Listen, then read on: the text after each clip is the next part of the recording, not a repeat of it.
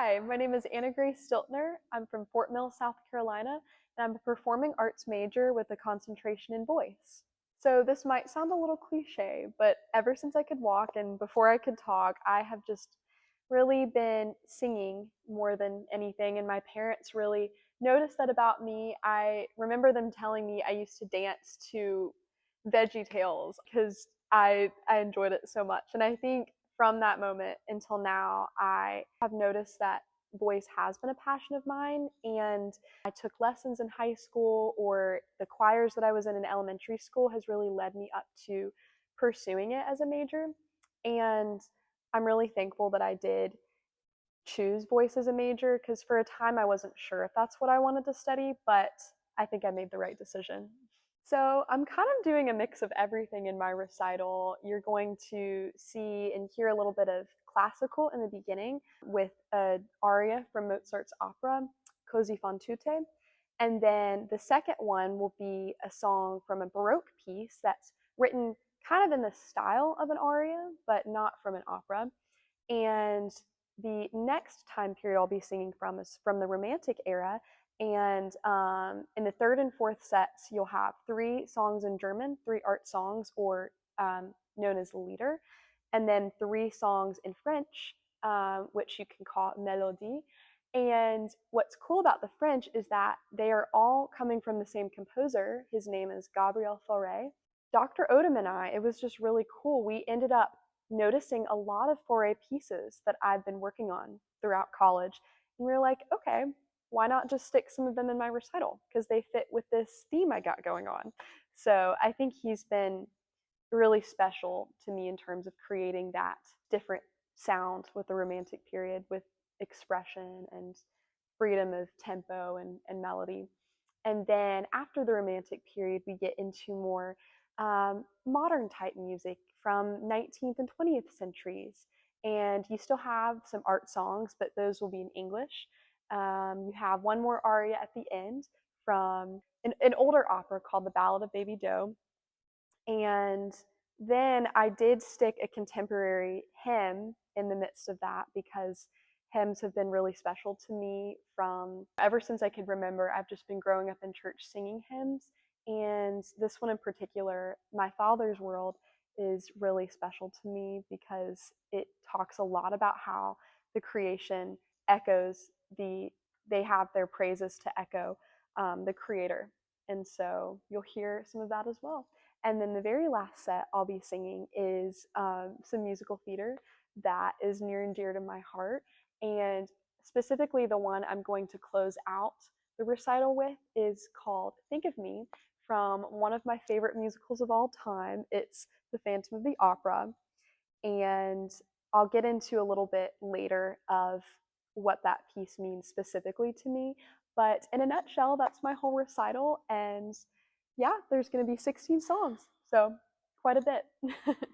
So with the culmination of this whole capstone, it definitely was not easy, to say the least. There has been a lot that has gone on into just where I am today versus when I was a wee freshman. I think something that's really stood out to me the most in the process has been really with every song that Dr. Odom and I have worked on, I have been really deep diving into how do I put myself into this piece? How do I express the way I sound versus how another performer might sound when they sing this? And that's been really cool because it's been a journey to see how I kind of see myself in these songs, whether it's deep diving into the translations of a foreign piece. You're not going to know the words firsthand, but when you look at like translations from, we as students like to use this source called IPA, which is the International Phonetic Alphabet, and it really breaks down the words of French, German, whatever language you're singing into bite-sized pieces. And once you have the translations down and like understanding the piece word for word, then you can really get into, okay, now I'm connecting with this piece emotionally. And the diction as well. So how you sing it is different from how you speak it. That's the foreign side of the music. But if you're doing an English piece, it still works the same way because you're really deep diving into, okay, what is the overarching story of this song and how do I want to story tell this? It's been cool to see how I've been growing as a more confident and comfortable singer on stage because yes, stage fright is normal. Like everyone's going to go through phases of that, but I think it's gotten less and less the more I've been performing, and I've seen so much growth over these 4 years that I couldn't tell you that if I didn't go to school for music. So something else that I've really enjoyed from the voice program at Clemson has definitely been just the vocal seminar that we get to be a part of every week. We meet once a week on Tuesday afternoons, and our vocal program is a little bit smaller than most, but it really feels like a family when you're there because I don't get to sing every week, but we're assigned a different Tuesday. And so we come in with preparing, whether it's classical or musical theater or commercial, we get to perform in front of our peers, and it's essentially a safe place just to showcase what we've been working on and get constructive feedback from our friends and our professors. So I think that's been one of the ways that for sure has grown me as a singer. Through this program and all the lessons up until now that I've had with Dr. Odom, I have truly learned more things about myself and how I sound in my voice than I honestly would have ever learned. So, also through the voice program and through all the lessons I've had over time, I have started to see more things about my voice and how I sound than I ever would have outside of college. Um, I think some things that have really stood out have been how my posture is when I'm on stage, or how I'm breathing, or am I staying hydrated every day? Am I being rested up for the big day? And a lot of that has gone into vocal health, which is something we really emphasize in the performing arts and something that Dr. Odom has truly culminated in my time here and emphasized the importance of it. And I'm so thankful for that because I have I have seen so much improvement in the way that I carry myself in the performance, and I feel so much stronger incorporating getting into my full body when I sing, not just using one part of it. That's something that I've really been taught through this program. So, something that surprised me specifically with this recital is that a lot of the pieces that Dr. Odom and I have picked out have been having this reoccurring theme, and it's been through themes that we see in nature. And what's so cool about that is that my minor is in horticulture, and at the time I didn't realize that, oh, maybe I could incorporate this into my recital. So a lot of the things that you will hear in these songs tie into what I've been studying with my minor. So that's something that really shocked me. I didn't think that it would fit like such a glove with that. There have been so many memories that I've had through being in the choirs here, to obviously being a voice major. I think three that I can think of specifically, two of them have to do with the choirs and some of the concerts that we've had. I think the first one would have to be the very first Sounds of the Season concert that I had. We do this one song every year. At the end of the concert, we end out the night with singing Away in a Manger. As a freshman, I got this amazing opportunity through Dr. B. He gave me this solo to sing in that song, and that was the first solo I ever had as a voice major. That was probably the most special performance I've ever been in. I'll never forget that day. Then actually flash forward to junior year. It was actually this ACDA conference that we had this past fall at Furman, and we got to sing this piece called The Bluebird by Charles Villiers Stanford.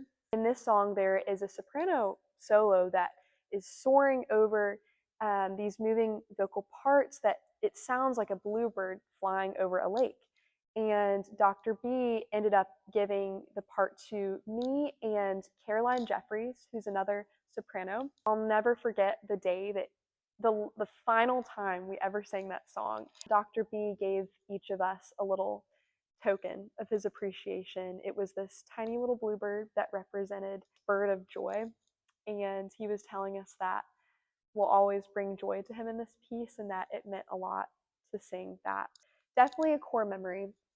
And then my last one, I would definitely say, going back to the Phantom of the Opera piece I'll be singing in the recital this past fall, and this has been a huge milestone for me because I've never gotten to do this until now, is to sing with the orchestra at Clemson. It was at their fall concert around Halloween, and with this concert, I got to sing a medley of Phantom songs, and then the orchestra after that was playing a full list of all of these spooky songs. And it was just such a fun time because I got to, first of all, almost like a dream came true. I've always wanted to play the role of Christine, and so Think of Me was the first song that I performed with them.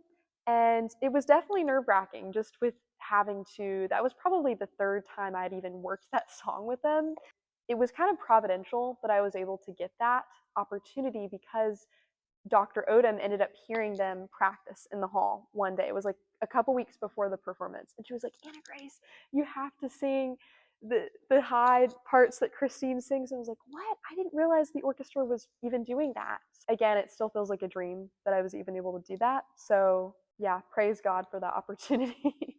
I didn't always know what I wanted to do after college through studying music here, but I think now that so many opportunities have come up, so many the right doors have been opened for me, I think I want to go to grad school after this. That is the goal, at least, to study music therapy specifically, because I truly have felt this calling to not only use my passion to obviously make money and to enjoy doing what I love, but to do it to help and serve other people. I truly think that music, it allows someone to express themselves even when they don't always have the words to say. And especially if you look at dementia patients with music therapy, they might not remember everything in their past or distant memories, but with music, it truly brings another side of you, and your brain actually processes more um, in the music than in speaking. They can remember different parts. And so I just think that would be cool to study. Thank you guys so much for watching this video. I just wanted to give a little blurb for my capstone performance, that it's going to be this Sunday at 4 in the chapel, which, it's coming up so soon, and you're not going to want to miss this. It's going to be great, and it's going to be a garden party. P.S. There's going to be a plant sale. You should come.